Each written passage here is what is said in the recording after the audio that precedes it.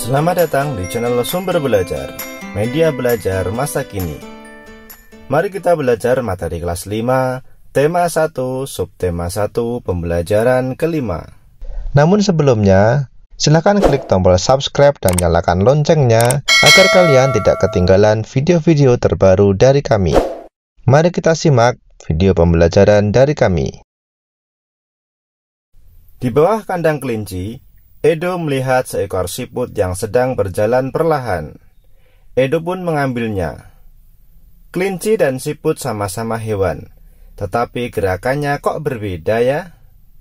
Kelinci bergerak lincah, berlari dan melompat, sedangkan siput bergerak sangat pelan. Mengapa bisa begitu ya? Gumam Edo penasaran. Sobat Sumber Belajar, perhatikan kedua gambar berikut ini.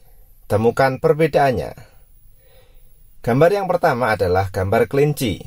Karakteristik kelinci antara lain, yang pertama vertebrata atau hewan bertulang belakang. Yang kedua, memiliki telinga yang panjang.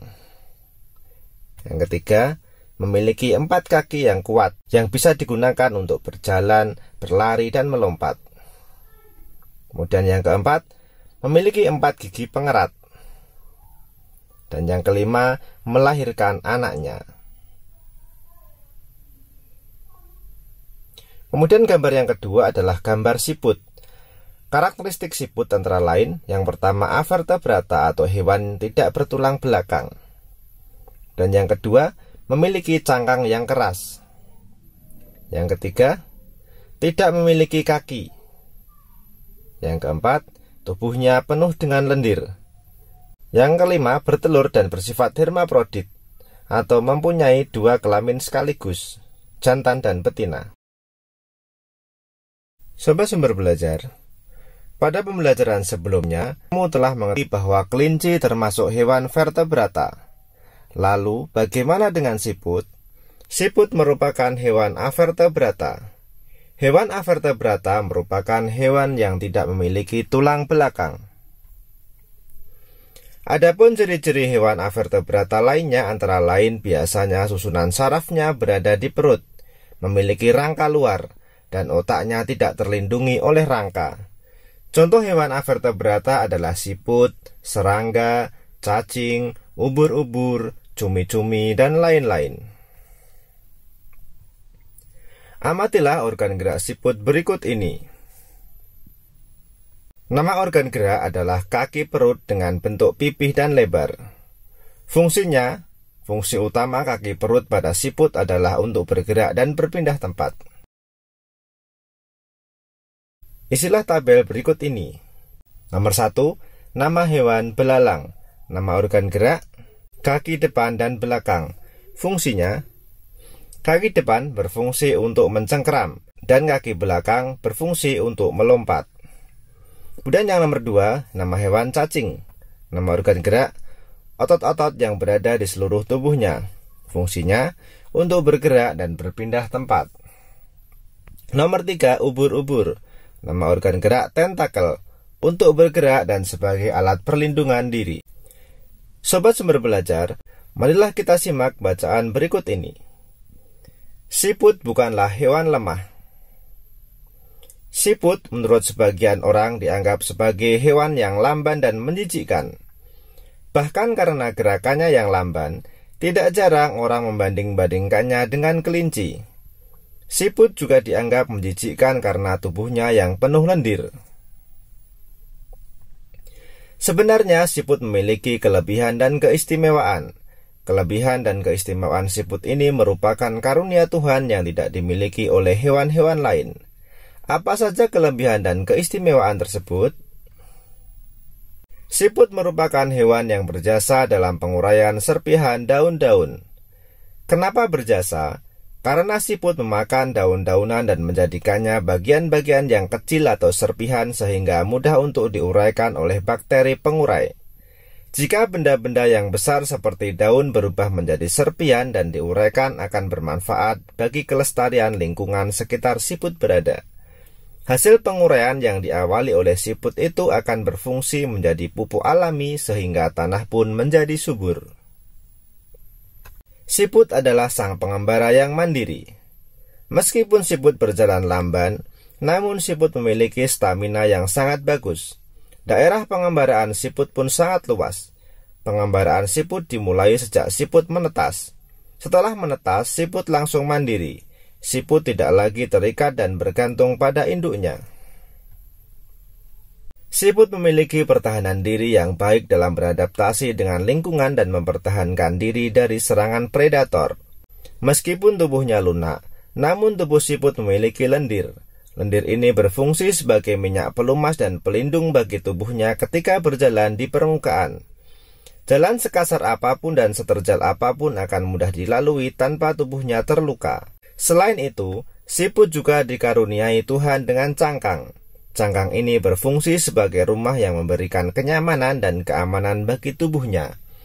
Cangkang juga berfungsi sebagai tempat persembunyian ketika ia terancam oleh lingkungan atau predator. Meski terik panas ataupun hujan, siput tetap bisa hidup nyaman dan aman dengan cangkangnya. Predator pun akan kebingungan untuk memangsa siput karena tubuhnya terlindungi oleh cangkang yang keras. Jadi, siput bukanlah hewan yang lemah. Siput adalah hewan istimewa yang memiliki banyak kelebihan. Siput diciptakan Tuhan dengan kekurangan sekaligus dengan kelebihan. Begitu juga dengan manusia diciptakan Tuhan dengan kelebihan dan kekurangan. Oleh karena itu, kamu tidak boleh menyombongkan diri dengan kelebihan yang kamu miliki. Kamu juga jangan minder jika kamu kekurangan. Sobat Sumber Belajar, berdasarkan bacaan di atas, temukan ide pokok dan kalimat pengembang masing-masing paragraf.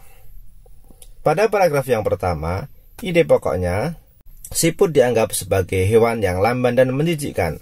Kalimat pengembangnya, bahkan karena gerakannya yang lamban, tidak jarang orang membanding-bandingkannya dengan kelinci. Siput juga dianggap menjijikkan karena tubuhnya yang penuh lendir. Pada paragraf yang kedua, ide pokoknya adalah siput memiliki kelebihan dan keistimewaan. Kalimat pengembangnya, kelebihan dan keistimewaan siput ini merupakan karunia Tuhan yang tidak dimiliki oleh hewan-hewan lain. Apa saja kelebihan dan keistimewaan tersebut?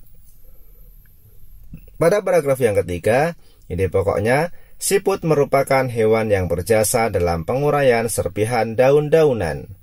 Kalimat pengembangnya, kenapa berjasa? Karena siput memakan daun-daunan dan menjadikannya bagian-bagian yang kecil atau serpihan sehingga mudah untuk diuraikan oleh bakteri pengurai.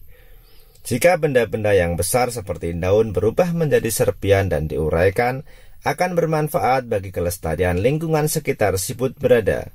Hasil penguraian yang diawali oleh siput itu akan berfungsi menjadi pupuk alami sehingga tanah pun menjadi subur. Pada paragraf yang keempat, ide pokoknya siput adalah sang pengembara yang mandiri. Kalimat pengembangnya, meskipun siput berjalan lamban, namun siput memiliki stamina yang sangat bagus. Daerah pengembaraan siput pun sangat luas. Pengembaraan siput dimulai sejak siput menetas. Setelah menetas, siput langsung mandiri. Siput tidak lagi terikat dan bergantung pada induknya. Pada paragraf yang kelima, siput memiliki pertahanan diri yang baik dalam beradaptasi dengan lingkungan dan mempertahankan diri dari serangan predator. Kalimat pengembangnya, meskipun tubuhnya lunak, namun tubuh siput memiliki lendir. Lendir ini berfungsi sebagai minyak pelumas dan pelindung bagi tubuhnya ketika berjalan di permukaan. Jalan sekasar apapun dan seterjal apapun akan mudah dilalui tanpa tubuhnya terluka. Selain itu, siput juga dikaruniai Tuhan dengan cangkang. Cangkang ini berfungsi sebagai rumah yang memberikan kenyamanan dan keamanan bagi tubuhnya. Cangkang juga berfungsi sebagai tempat persembunyian ketika ia terancam oleh lingkungan atau predator. Meski terik panas ataupun hujan, siput tetap bisa hidup nyaman dan aman dengan cangkangnya. Predator pun akan kebingungan untuk memangsa siput karena tubuhnya terlindungi oleh cangkang yang keras.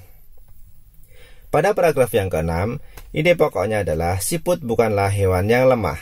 Kalimat pengembangnya, siput adalah hewan istimewa yang memiliki banyak kelebihan. Siput diciptakan Tuhan dengan kekurangan sekaligus dengan kelebihan. Begitu juga dengan manusia, diciptakan Tuhan dengan kelebihan dan kekurangan. Oleh karena itu, kamu tidak boleh menyombongkan diri dengan kelebihan yang kamu miliki. Kamu juga jangan minder jika kamu kekurangan. Sobat Sumber Belajar, pada pembelajaran sebelumnya kamu telah mempelajari ragam gambar cerita atau ilustrasi. Dalam membuat gambar cerita, kamu juga harus mengetahui corak gambar cerita atau ilustrasi. Corak gambar cerita atau ilustrasi adalah sebagai berikut. Yang pertama, realis. Realis merupakan gambar yang dibuat seperti keadaan aslinya, baik bentuk, ukuran, dan tata letaknya. Contohnya seperti lukisan berjudul Kapal Dilanda Badai karya Raden Saleh berikut ini. Yang kedua, karikatur. Karikatur merupakan gambar yang melebih-lebihkan atau mengubah dari objek aslinya.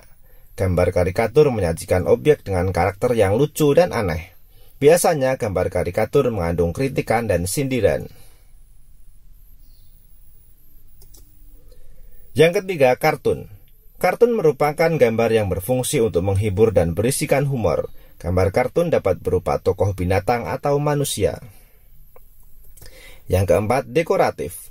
Dekoratif adalah gambar yang disajikan dengan mengubah bentuk objek aslinya namun tanpa menghilangkan ciri-ciri khasnya.